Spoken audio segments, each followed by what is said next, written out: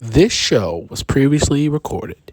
That was Sexy Red. Well, the Drake featuring Sexy Red and SZA, Rich Baby Daddy. It's What's Up with Shimei Cook. I am Shimei Cook. I got my special guest co-host, Tori Samuel. She is brand ambassador for the 1910 Experience here at NCCU. What's going on, Tori? How are you doing today? I'm good. How are you doing today? I am blessed, black, and highly favored. We're going to start off the show as we do every show with some positivity, giving somebody the credit they deserve for being great. And a segment called The Hot Spotlight. Today, I'm going to give the last Hot Spotlight of 2023 to my boss, the general manager of this network of NCCU Audio Net, Miss D.L. Underdew. Miss Underdew is casually chose radio as an extracurricular activity in college, got bitten by the broadcast bug, and switched her major from biology to English in order to move her more improved in radio. I know I can't read today, but it's that type of day.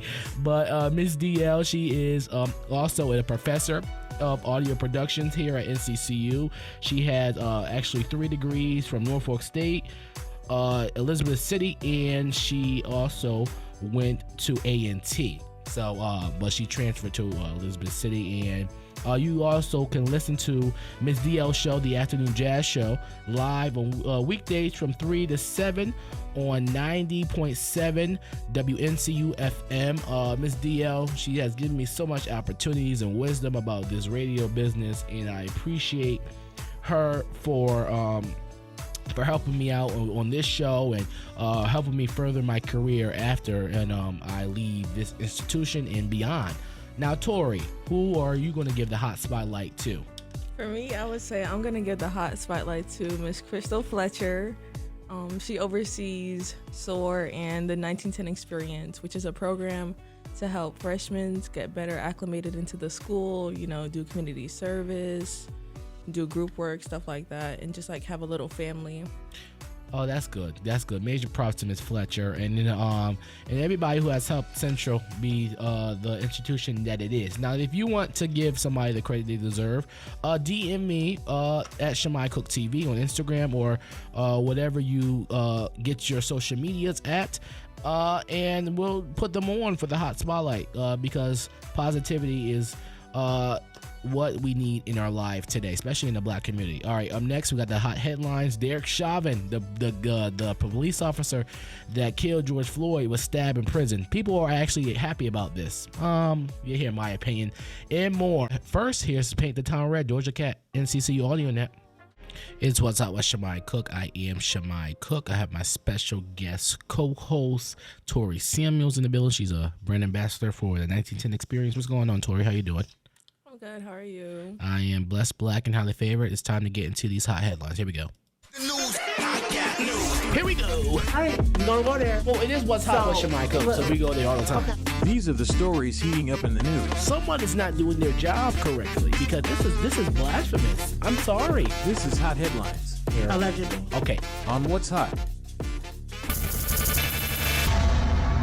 All right, Derek Chauvin, the police officer who murdered George Floyd, was stabbed in a prison. Also, a former Minneapolis officer, Derek Chauvin, who was convicted in the murder of George Floyd, was stabbed in the Arizona prison, according to the AP News. Derek Chauvin was stabbed by another inmate and seriously injured last Friday. The Bureau of Police confirmed that the assault was taken around 12:30 p.m. and in a statement, the agency said that responding employees contained the incident and performed, quote, life-saving measures before Chauvin was taken to the hospital. Is it bad that I don't care, Tori, about this? I mean, after what he's done, I can see why some people would say that. People there's no reason to feel like that. Yeah, Yeah, in my humbly opinion. yeah, I don't care. I don't give a damn. You know, karma's a female dog. Can't curse on the air, but karma's a female dog. All right. In other news, Illinois man wins Michigan lottery after gas station employee's mistake. So, Illinois man, Michael Sopinlata, I don't know how to I butchered his last name, but God bless him, he won. Who lives in Illinois, said that he takes a drive-through Indiana over to Michigan every few weeks to eat his favorite at his favorite restaurant. He also makes sure he buys a Lucky for Life lottery ticket for 10 or 20 draws. We have audio about him winning at the gas station. Here it is. Mistake by a store clerk in Michigan just helped an Illinois man hit it big in the lottery. All right. Michael Soapage Stall was in Michigan and stopped in to buy some Lucky for Life lottery tickets. He thought he was buying 10 chances, but the clerk accidentally rang up 10 chances on each ticket. Well, wouldn't you know, one of those chances turned into a winner. Soapage Stall recently took home the lump sum prize of $390,000. Tori, first of all, would you fire that guy who messed up on the the drawing? I wouldn't fire him, but I'm just like, look what you did. Tori's from New York, so there's places all around that sort of lottery ticket. Just imagine if you went to the deli or the bodega and you got a lottery ticket, and you say, "Hey, Poppy, give me a Lucky for Life lottery ticket." He messed up. First of all, would you give the money to give some of the money that you won to the guy that sold it to you, even though he messed up? I mean, I would think of it like that. That would be guilty for me to give him money because he messed up. It was just a blessing from God, and I'm just gonna keep it like that. Yeah, exactly. Yeah, I think I would give it back. Maybe give him a few dollars. So yeah, God bless him. All right. In other news, a teen who learned CPR at school saved drowning toddler. Here is the report from NBC's Today. Morning, a California teenager is being called a hero after performing life-saving CPR on a 3-year-old relative who nearly drowned in the family's swimming pool on Thanksgiving. It's a Thanksgiving miracle. The terrifying incident all captured on this home security camera. As the family was making breakfast, little Maxine unknowingly snuck into the backyard and got into the pool. About 4 minutes later, the toddler's uncle found her floating face down, unresponsive. She's pretty much lifeless, and, almost like a wet doll. He began frantically screaming for help. That's when Kirsten Atkinson says her 15-year-old daughter, Madison, jumped into action and started performing CPR. Madison's just pumping away for a couple of minutes, and finally, Maxine starts to open her eyes and starts to breathe, and the entire time Madison's there, just calm, cool, collected, not panicked. What did the paramedics say to Madison when they arrived? Well, they asked her how old she was. They said, "How old are you?" And she said 15. And they commended her, and they said that, she had performed a miracle. Madison, who is captain of her school's JV cheer team, says she recently took a sports medicine class where she learned CPR. I was just trying to remember what I'm supposed to do. I was just, let's get this baby alive. No one else knew CPR. A life-saving skill that's given her family a whole lot to be thankful for this holiday season. Well, Tori, just imagine if you knew CPR, you had to use it, and you saw your brother or sister drowning in the pool. I mean, I would use, my skills to help them. Even if they weren't related to me, I'm going to help you because you can't just die like that. Yeah, I'm CPR trained, so God bless everybody who's CPR. Thank God that she was CPR trained, because just imagine if she wanted that child, probably wouldn't make it. But all things good things come to an end, and that was the end of the hot headlines. All right, Tori, coming up, we got the hot report. What do you got in the hot report? So to start off, Beyonce recently spilled the tea on Blue Ivy's reaction to haters after her first Renaissance performance. I can't wait to get into that because I'm actually going to be seeing that movie soon. Actually tomorrow. So make sure. That's gonna be good. Yeah, it's gonna be good. All right, it's What's Up with Shimei Cook. It's What's Up with Shimei Cook. I am Shimei Cook. Got my guest co-host Tori Samuels in the building. What's going on, Tori? How you doing? I'm good. How are you? I'm good. Let's get into this hot report. Here we go. Let's go. I get paid to talk about you, not talk to you.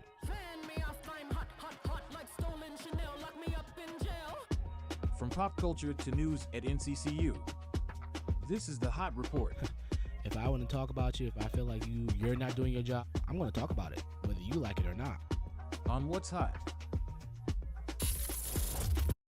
All right, Tori. Oh, Tori was laughing at that intro. Everybody laughs at that intro. I don't know why. It's just so bold. Like, well, if you're not doing your job, I'm going to talk about you. Yeah, well, I am. What's the problem? Well, it is What's Up with Shimei Cook, so we do it. We do whatever we want here. Well, sometimes. All right, what we got in the hot report, Tori? Go ahead. So Beyonce recently spilled the tea on Blue Ivy's reaction to haters after her first performance, her first Renaissance performance. Yeah. All right. So what's the story? Mm-hmm. According to the New York Times, Beyonce reveals in her upcoming film that Blue Ivy's iconic tour performance was originally supposed to be a one-off that took some negotiating. She told me she was ready to perform, and I told her no, Beyonce reportedly says in the film. The outlet says that Beyonce was dismayed when Blue Ivy came across online criticism of her performance. But instead of quitting, Blue decided to work even harder and improve her performance for future stops. You know, I give props to Blue Ivy, and you know, I recently Jay-Z did an interview with Gail King on CBS, and it was on BET also, and he was saying that Blue was nervous, you know, actually, like, she worked hard. She worked with the dancers because at first she wanted to do it on the first show. But Beyonce said, no, you got to work with the dancers. So she worked. She did. She wasn't handed to it. A lot of people think like Blue Ivy, since she's, you know, she's Beyonce and Jay-Z's daughter, she's handed everything. No, Blue Ivy had to work for everything. She worked with the dancers. And, you know, at first you could tell that, you know, she didn't know what she doing, but as the shows went on, she got better and better. And it's good to see how Beyonce's legacy is, you know, carrying on her legacy. Right, Tori? Mm-hmm, right. Yeah. All right, what else is in the hot report? So Cassie and Diddy reached settlement in lawsuit alleging assault, abuse, and trafficking. According to the New York Times, Cassie and Diddy announced a settlement on the evening of Friday, November 17th. This comes after the original singer filed on Thursday afternoon in New York under the city's temporary Adult Survivors Act, which is set to expire on November 23rd. The 35-page filing accused Diddy of sexually assaulting Cassandra Ventura on several occasions after allegedly coercing her into a relationship. Allegedly. As they said. I can't. You know, this is a civil suit, so everybody is innocent to proven guilty. This is a sticky situation. But I know recently, actually today, Wednesday, we're taping this on Wednesday, the 29th. Diddy is stepped down as chairman of Revolt. He's still the owner of Revolt. He stepped down, and he stepped down as a partner with Capital Preparatory Schools as well. So it's something serious, but I think he did it because he didn't want it to be a distraction to that. A lot of people do that. You see that happened with Jonathan Majors. He lost his partnership with Army and all that stuff in Marvel and stuff. So because of his situation with his ex-girlfriend, so it's kind of sad to see a black man being accused of this, but it's also props to Cassie for speaking out. For if it's true or not, we don't know, but if it is true, props to her. Yeah, props to her for speaking out. All right, what else is in the hot report? And Tiana Taylor and Iman Shumpert. Yeah, Shepard, Yeah, react to public details about her divorce filing. So in September, fans learned that Tiana Taylor and Iman were separated from Tiana herself. Mm-hmm. Then just one day before Thanksgiving, new details came up about their split after a 7-year marriage have surfaced. According to multiple outlets, including TMZ's, Page 6, and Complex, Taylor secretly filed for a divorce in January using their initials. Go ahead, yeah. Yeah, in the court docs, she reportedly accuses the father of her 2 daughters, Junie and Rue, of being a jealous narcissist. Allegedly. She says their marriage, which began in 2016, is irretrievably broken. Tiana is seeking temporary and permanent primary physical custody and joint legal custody, plus child support in Georgia. Go ahead. I'm not saying anything. Taylor also reportedly revealed that Iman left their home in October and hasn't spent significant time with their daughter since. Yeah, I believe that this is not meant to be public. This is everybody's personal business. It's not meant to be public. But since I think they did this because just in case they're spotted out and publicly with other people, doesn't mean seem like he's a cheater or all that stuff. So that probably might be the thing. But like Tiana said, I think people should respect her and her family's privacy, even though we can't do that because she is a celebrity. She signed up for this.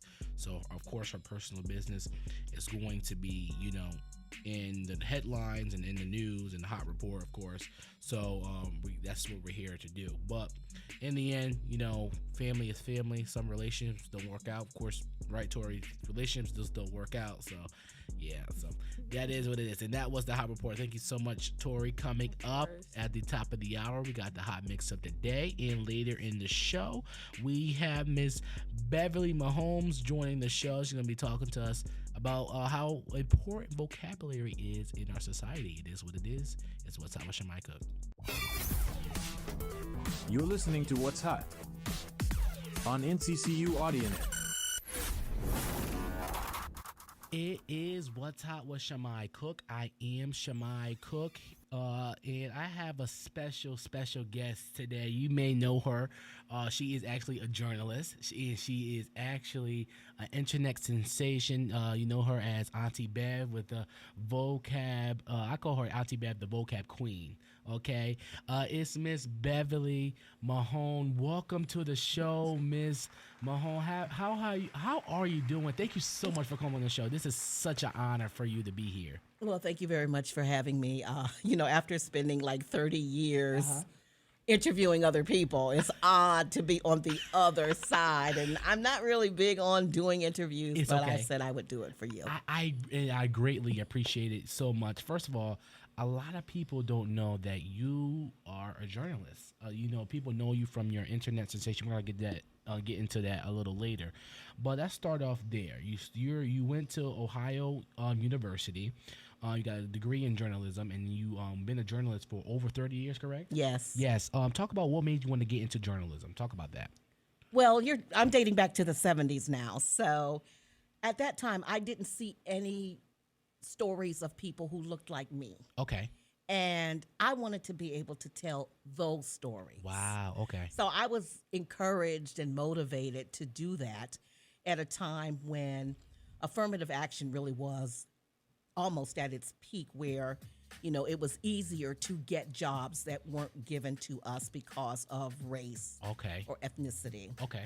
So yeah, that was my main reason. I just wanted to tell stories. Wow. Okay. So you worked at WTVD for 5 years. I did.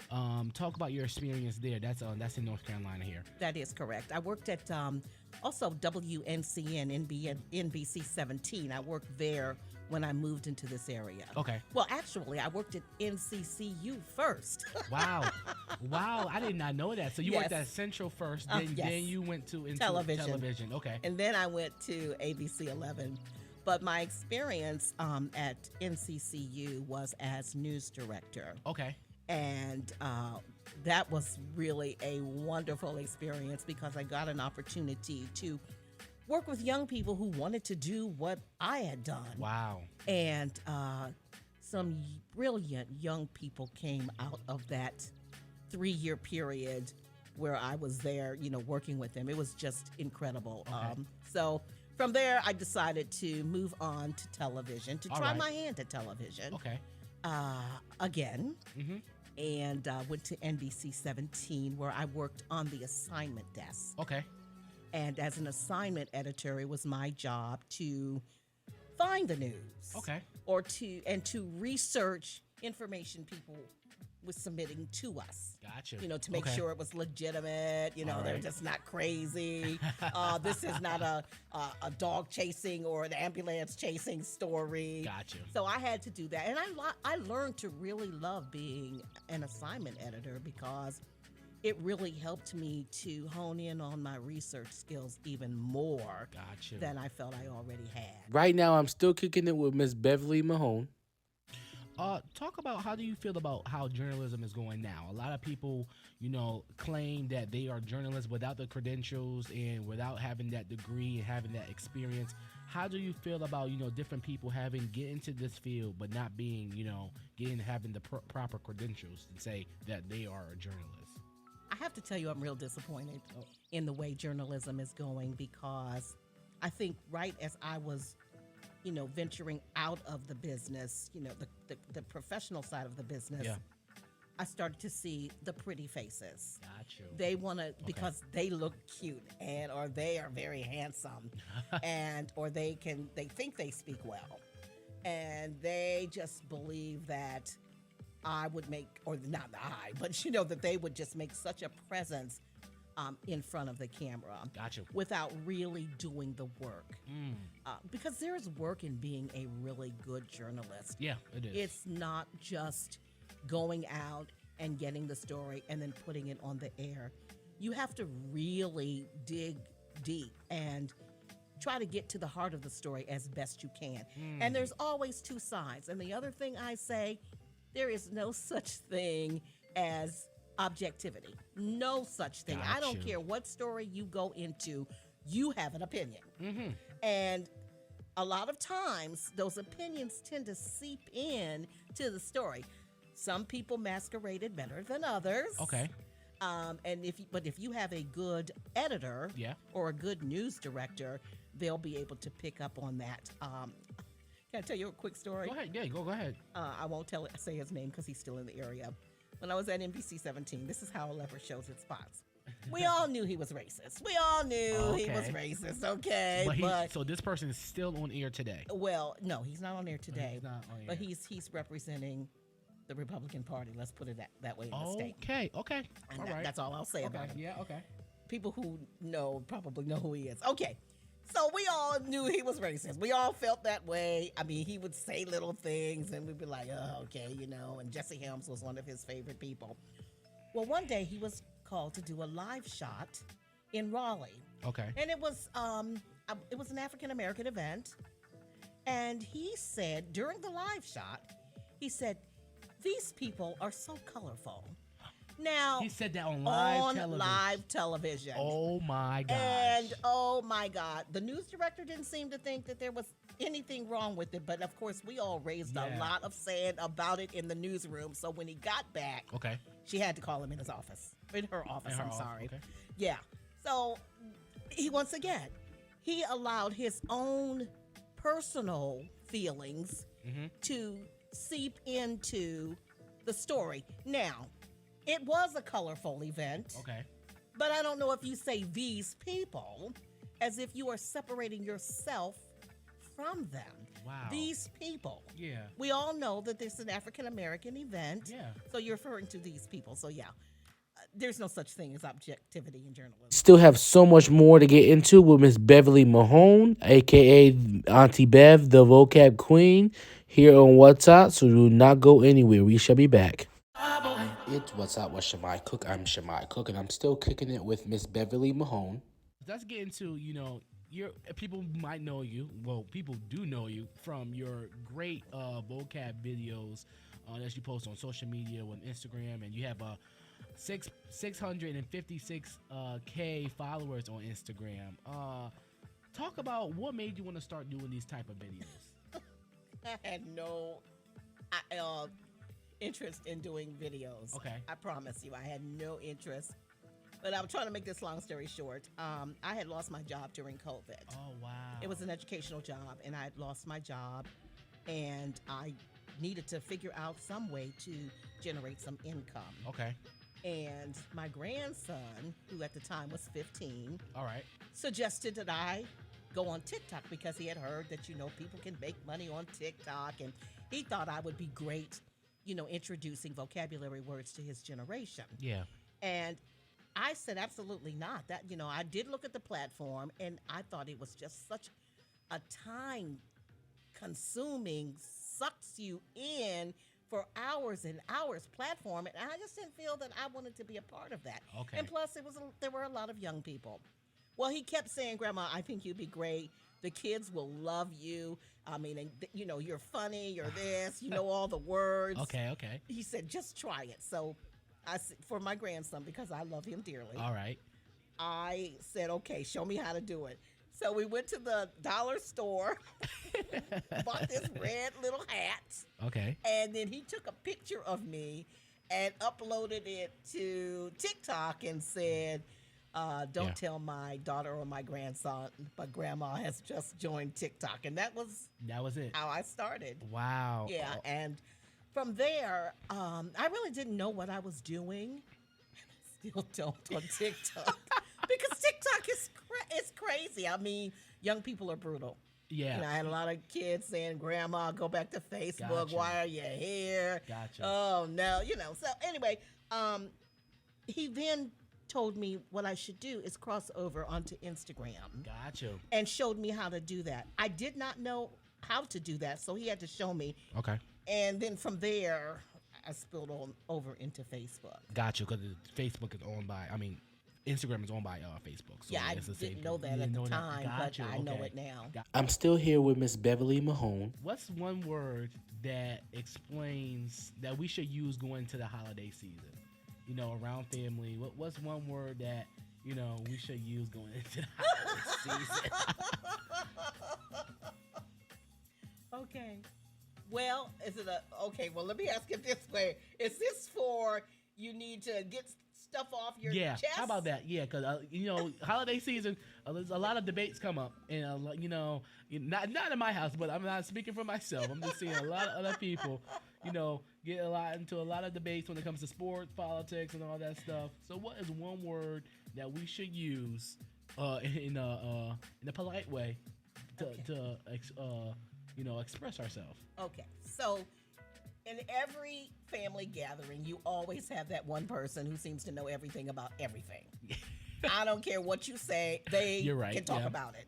They know what happened, when it happened, why it happened, who did it, and the outcome. Mm-hmm.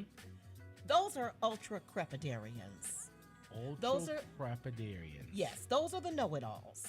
So, Uncle Joe, you don't have to be an ultra-crepidarian today. You really don't. You know what? Oh my We God. got this. Okay, it's cool. I'm gonna say that I do. My sister, I'm the oldest of four, so I'm gonna say to my younger sister, you don't have to be an ultra crepidarian because you don't know everything. Yeah, right. No one knows everything. Yes. So yeah, that's one of those words. Thank you so much for coming on the show. I'm gonna call you Auntie Bev, the vocab queen. Okay. Wait. First of all, where can people get to know NCCU students? Can get to know like your office stuff, and because you're a writing consultant here. So how can people get in contact with you if they need help with a paper or something like that? Right. Okay. So the thing to do is just to contact the writing studio, and that number is 560-682-8255. 6035, I believe. That's the writing studio. I work Mondays, Tuesdays, and Wednesdays. That's probably going to change next semester, but that's when I'm working now. And understand we're getting ready to end pretty soon, right? Pretty soon, yeah. But yeah, that's how you can reach me. And if I can give a shout out for my website. Go right ahead. Okay. Yes, tell everybody your information and everything. So my website is all words with a Z, and I've never understood why it's not spelled WORDZ. Excuse me. But okay. Yeah. allwordsmatter.com, and it's a coaching website. Yep. There is a membership fee, but there's also a lot of other free things that you can kind of browse through and see what's going on, and you can shop for any of my ebooks. I just taught a how to curse. Oh yes, class. I saw that on Instagram. Yeah, with class. And that went really well. And now I've created a how to curse with class calendar. So if you need some of those words to help you over the holiday season, you can go ahead and order one. Gotcha. And that's kind of it. I mean, I'm just really thankful and blessed. And if you follow me on TikTok or Instagram or Facebook, I sincerely appreciate it. And it is always my goal to help you build your vocabulary. I will say 60 to 70% of the words you may never use, but I promise you, if you hear it in a conversation or if you see it in writing, you'll say, oh, I remember that word, and it will help your comprehension so much. Okay. Can you pick a number between one? Cause you have a calendar to give away. I do. Can you pick a number between 1 and 10? 7. Caller number 7, you get to call it. Caller number 7 will win Auntie Bev's vocabulary calendar for young adult edition. Caller number 7, it is what it is. Thank you so much for coming on the show, Auntie Bev, the vocab queen. I'm gonna call you that. It's What's Hot with Shimei Cook. It's What's Hot with Shimei Cook. I am Shimei Cook. I'm my guest co-host Tori Samuels in the building, brand ambassador for the 1910 Experience here at NCCU. What's going on, Tori? How you doing? I'm good. How are you? I'm blessed, black, and highly favored. All right, it's time to get into this hot question of the day. So recently I put out a poll like I do every week on my Instagram at Shimei Cook TV, and the question for this week was: is it okay for your partner to have a friend or friends of the opposite sex? And after over 80 people voted, and 82% of the people say yes, and 18% of the people said no. Tori, I want to get your opinion, because Tori's a relationship expert, in my opinion. So what is your opinion about this question? So for my 19 years of a relationship expert, apparently, allegedly, I think it's cool, but I do know how girls get sometimes. Sometimes they're too touchy or friendly as a friend, and they don't know how to respect boundaries. But don't you think that should be established even before you guys get into a relationship? What your expectation is if you have a friend that it's the opposite sex, though? Yeah, but I feel like this should also be common sense.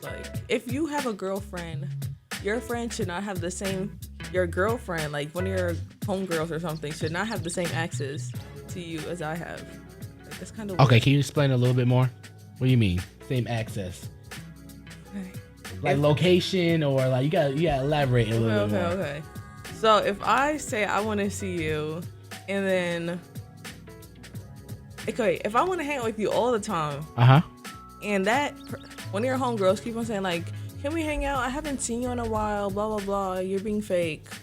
It's just Oh, so you say your priority should be on the partner, not on the friend. Yeah, but say if that girl or the guy is a brother or sister.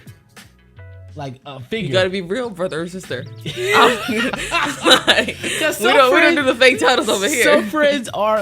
Some friends have been friends since Sandbox. So they be that's my brother, nothing more, nothing less. Okay, but then that just also depends on how long they knew each other.